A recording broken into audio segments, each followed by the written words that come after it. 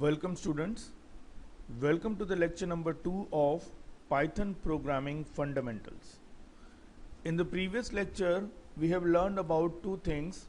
One is basically keyword and other one is basically the identifier under the topic tokens. Okay, so we have learned about two tokens, one is the keyword and other one is the identifier. Okay, now today we are starting with a topic named as variable. Okay, so what is basically a variable? The first thing is that variable is basically an identifier. Okay, variable is nothing else but basically an identifier whose value can change. So variable is basically an identifier whose value can change. As you know that the name is variable. Okay, so it means variable is the type of an identifier whose value can be varied or whose value can vary. Okay, so it means a variable is basically a type of an identifier whose value can be changed throughout the program. We can change at any moment of time. Okay, now the next thing is that in Python we use assignment. Okay, over here it is written we use basically assignment statement to create new variables. Okay, and also assign specific values to those variables. So in Python it is written that we can use assignment statement to create a new variable as well as to put some initial value in those variables also. Let me show you this thing in practically. So let me open my Python software.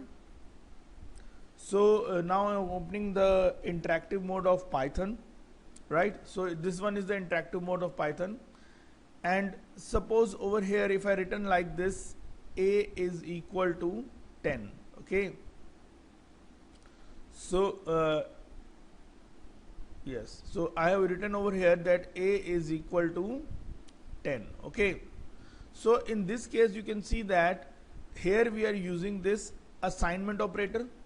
Okay, this equal to is basically an assignment operator. So what work is performed by this assignment operator? With the help of this assignment operator we are creating a new variable named as a. We are creating a new variable named as a, and also we are assigning 10 value to that variable. Okay, so I hope the first point is clear, in which we are specifying about the assignment operator which can be used to create a new variable as well as to assign initial value to that particular variable. So a is equal to 10, right? Now after that the second point is that the next point is that we have taken some example over here. So you can see that the first example is basically we are taking a variable gender and we are assigning the character m in that variable. Okay, what we have done, we have taken a variable named as gender, and with the help of assignment operator we are assigning the value of character m in that variable. There is one more example, that is message, and in this variable we are assigning the value of a string that is keep smiling. We are assigning a particular word sentence in it. Okay, along with that we have another variable with us, that is price, and in price we are storing the value 987.9. okay, so all these examples shows that we are using the assignment operator, this one, to basically create a variable. In this we are creating a variable named as gender and assigning the value character m to it. In this case we are creating a variable message and assigning the word that is keep smiling. In this we are creating a variable price, and in this we are assigning the value 987.9. okay, so you can see that in these cases we are using the assignment operator to create new variable as well as assigning a particular value to those variables also. Now the next point is variable must always be assigned value. Variable must always be assigned value before they are used in the program. So whenever you want to use a variable in any expression or any program, so before using that variable must be initialized with some value. Okay, otherwise it will lead to an error. Otherwise it will lead to an error. Let me clarify you this point. Okay, now yes, now you can see that we have a is equal to 10. Okay, so we have created a variable a and assigned the value 10 to it. Another b is equal to suppose 20. So we have created another variable with the help of equal to operator, or we can say assignment operator, and we are assigning the value 20 to that variable b. Now if I write a plus b, so this is an expression. Okay, so when I write a plus b and press enter, I get the answer as 30. Alright, but suppose if I write another expression and write the value b plus c. Okay, we write the value b plus c. Then what will happen? When I press enter, you can see that I am getting an error. The error is basically name c is not defined. Okay, so you can see that before using any variable name in an expression, first the variable must be initialized with some value. You can see that in this expression no error will be shown. Why? Because before writing this expression, a and b both variables are initialized and created with some value. Okay, so both a and b are created and also initialized with some value. But in this expression, the b variable is created and initialized with value 20, but there is no variable by the name of c. So that's why it is showing me an error that c is not defined. Okay, but suppose if I write like this, c is equal to 40, then what will happen? If I again write the expression b plus c, then I will get the result as 60. No error will be shown. Why it is so? Because now the variable c is created as well as defined also. Okay, initialized with some value also. That's why no error will be shown to me. Now, so it is basically the third point, that the variable must always be assigned value, okay, before they are used in the program. Otherwise it will lead to an error. Now the next thing is that whenever a variable name occurs in the program, okay, so whenever you write a particular variable name in an expression or in any statement, then what will happen?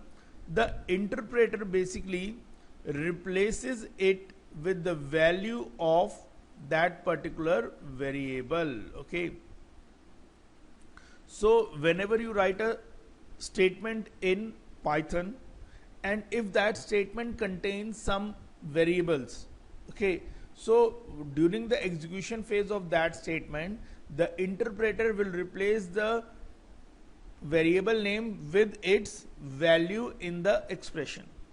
So let me show you this thing also. Now you can see that this is my expression b plus c. Okay, so when this expression, this statement is given to the interpreter to execute, then what work will be done by the interpreter? First, in this expression, the interpreter fetches the value of b, that is basically I think it's 20. Yes, so the value of b is basically 20. Okay, when it fetches the value of b is basically just wait.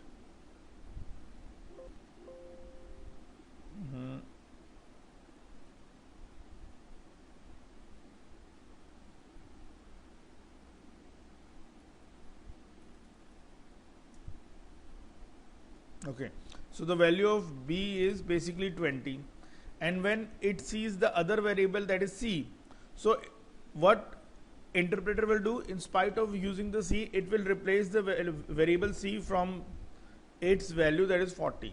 So basically the interpreter solves this expression and gives the result you as 60. Okay, so the last point is I think clear, that whenever interpreter solve any statement and if we found any variable name in that statement, then what it will do, it will simply replace the variable name with the variable value, and then finally, and then at the end it evaluates it. So this is the last point with the variable. Now let's move to the next point. Okay, now in this case we have to do some programs in Python. Okay, so let me do the first question. Write a Python program to find the sum of two numbers. Okay, so we have to write a Python program through which we can find the sum of two numbers. Initially I am writing just a basic program. Okay, so how I can do that? Let me see. Suppose if I want to write a program, then what I have to do? Okay, I go to this option that is file, and in this file I go to the option that is new file. So what we have to do, we have to move to the script mode. Whenever we want to write any program, then we have to move to the script mode for writing that program. So new file. Okay, in the new file what I will do, I will write a simple code like a is equal to 40, a is equal to 40, and b is equal to suppose 20, then c is equal to a plus b, and now I want to show the value of this c in the output screen. So there is a statement that is called as print, and within print we will simply write c. I will explain you about this print later on.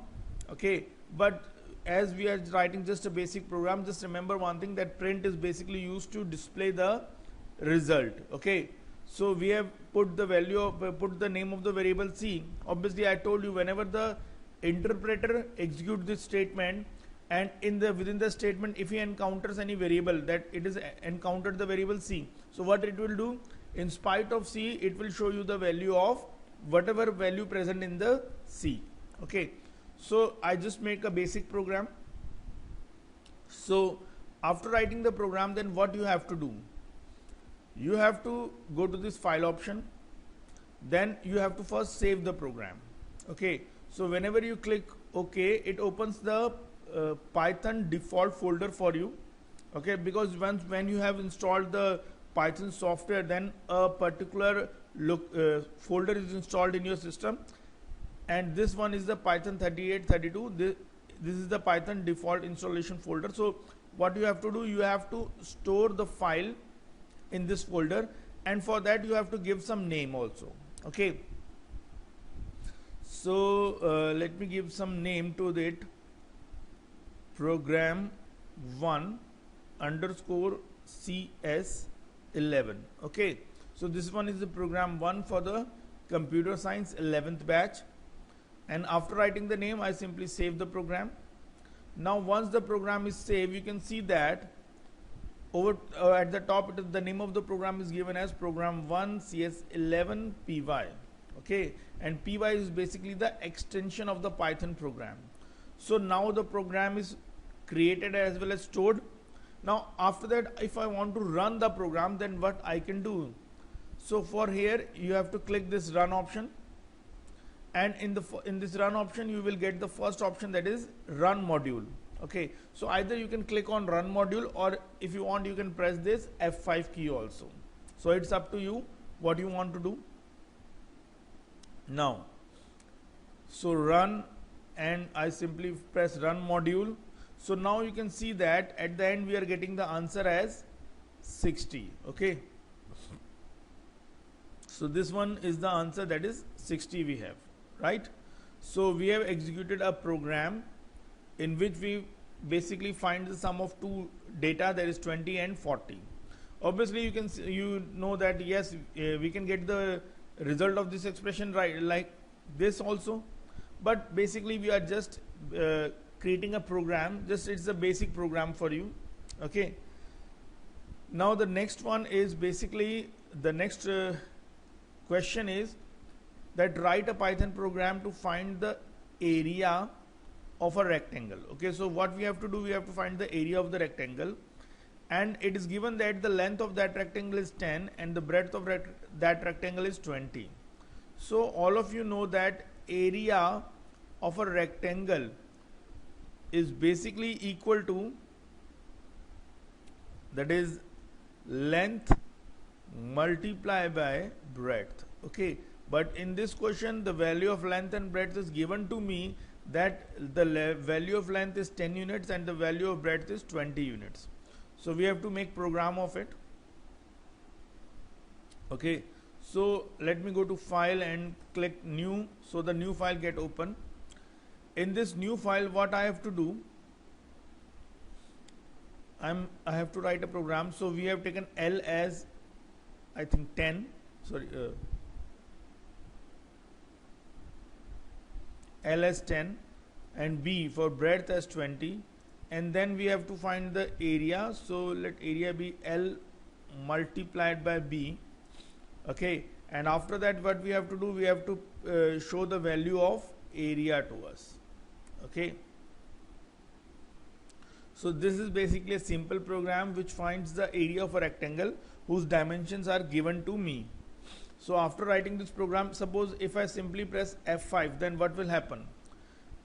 You can see that when I press F5, then in spite of running this program, it asks me about that save before run or check. So it means that whenever I want to run the program, first I have to save the program, only then I can run the program. Okay, so I simply press OK, save the source code for me, and when I press this option that save the source code more for me, then it opens the save as window again for me. So over there I will write program 2, that this is my second number program, CS11. Okay, so this one is the second program for the computer science batch 11th. So save.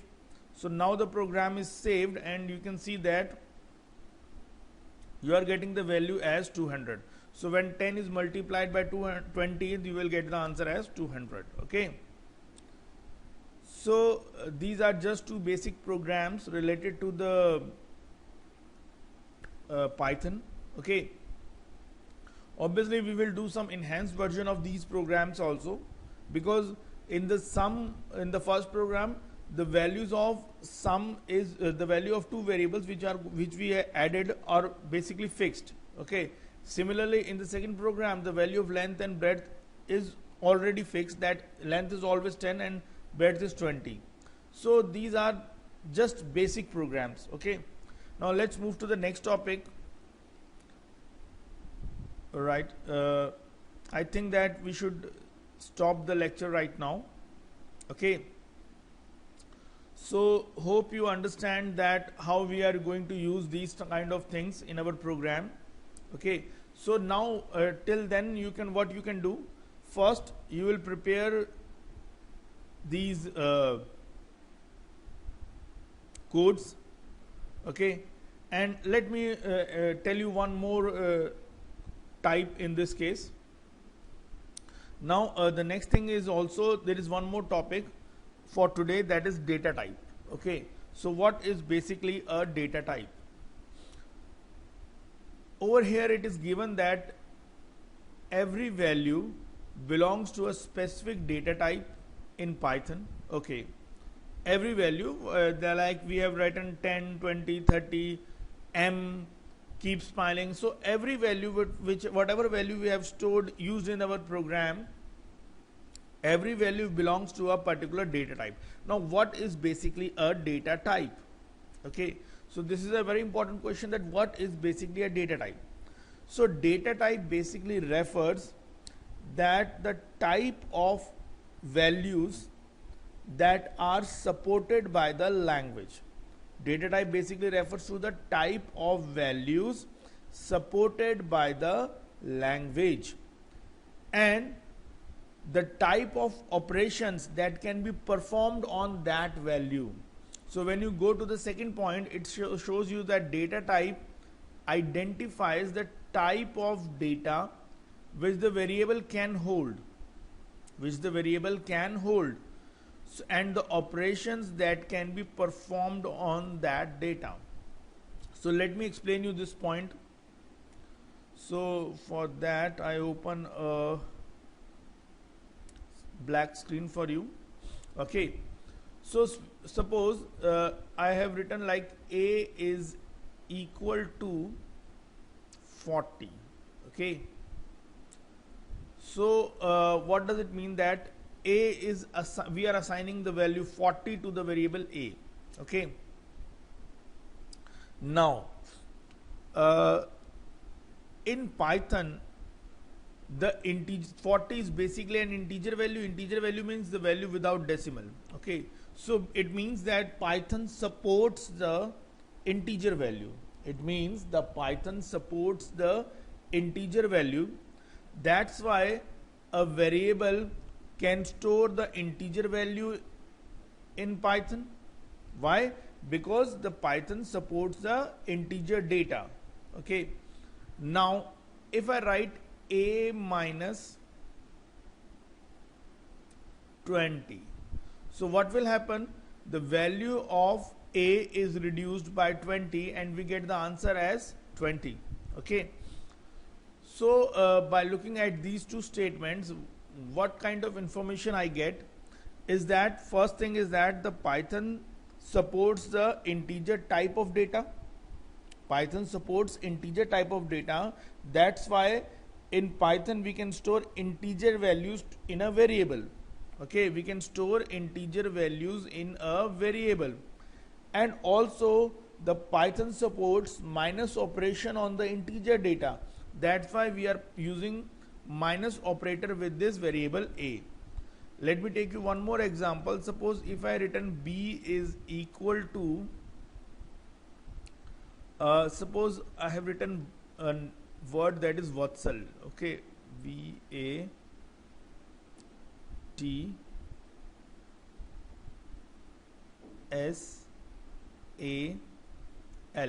Okay, so we have written the data Vatsal.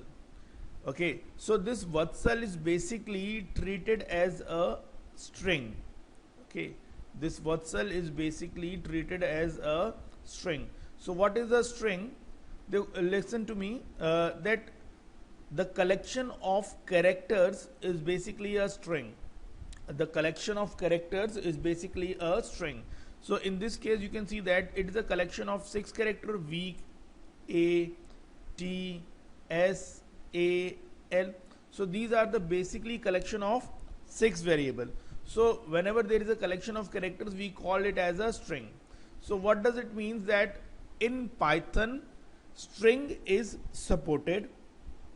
Okay, in Python string is supported. That's why we are storing the string value in a variable in Python.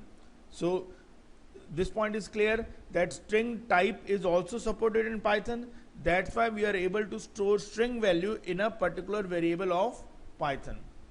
But if I write like this, that b minus 20, so it will not work. Why it will not work? Because the minus operation is not allowed for string. So what kind of information we get from this statement? That string type is allowed in Python, or we can say that string data type is supported in Python. That's why we are storing string value to the variable. But minus operator is not supported for the string type. That's why we get error when we write this statement. So basically the data type specifies the type of values that can be stored in the variables, and also what kind of operation that can be performed on those variables. This kind of information is given to me by the data types. Okay, so Python has many data types. Okay, and the Python data types are basically categorized into following categories. One is the numeric, dictionary, boolean, set, and sequence type. Okay, so these are basically the data types supported by the Python. In numeric we have a data type named as integer, float. So what basically the difference between these two is that integer data type is used with the data without decimal, and float is basically used for representing those data in which the decimal is included. Okay, so integer means without decimal data and float means with decimal data. And there is one more category named as complex number. So it is also one of the type of number in mathematics. So Python also provide facility to deal with this number also. And under sequence type we have strings, list and tuples with us. Okay, so these are basically the data types which we are going to study, except this data type that is called as set, because set is not included in our syllabus, so we will not do it. Rest of the data types we will do in our programming also. Okay, we will use it in our programming. So today we have covered about the variables and the data types. So these are the two topics for today. So I hope you understand what is the purpose of variable and what are the data types. So that's all for today. Have a nice day.